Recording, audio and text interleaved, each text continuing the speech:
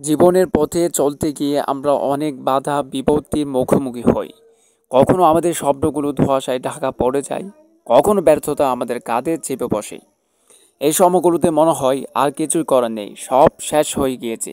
কিন্তু বাস্তবতা হলো, যতক্ষণ আপনি লড়াই চালিয়ে যাচ্ছেন ততক্ষণ কিছুই শেষ হয়নি। নিজেকে হারানো মানে হাল ছেড়ে দেওয়া, কিন্তু মনে রাখুন, আপনার ভেতরেই লুকিয়ে আছে এক অসীম শক্তি। আপনার জীবনে যে যত সমস্যা আসুক, সেগুলোকে পরাজিত করার ক্ষমতা আপনার মধ্যে আছে। আপনাকে শুধু শক্তিকে জাগ্রত করতে হবে। ব্যর্থতা আসবেই, কারণ এটি সাফল্যেরই অংশ। ব্যর্থতা আমাদের শেখায় কিভাবে আরও ভালো হতে হয়। তাহলে কিভাবে নিজেকে হারাতে দিবেন না?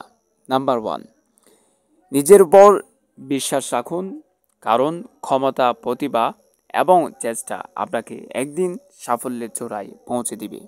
নাম্বার টু, অতীত থেকে শিক্ষা নিন। ব্যর্থতাকে ভয় না পেয়ে তা থেকে শেখার চেষ্টা করুন।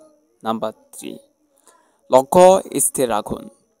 জীবনে যা চান সেটি নির্ধারণ করে তার দিকে এগিয়ে যান। নাম্বার ফোর, ইচ্ছা শক্তি জাগ্রত করুন। মনে রাখুন, ইচ্ছা শক্তি এক শক্তিশালী হাতিয়ার।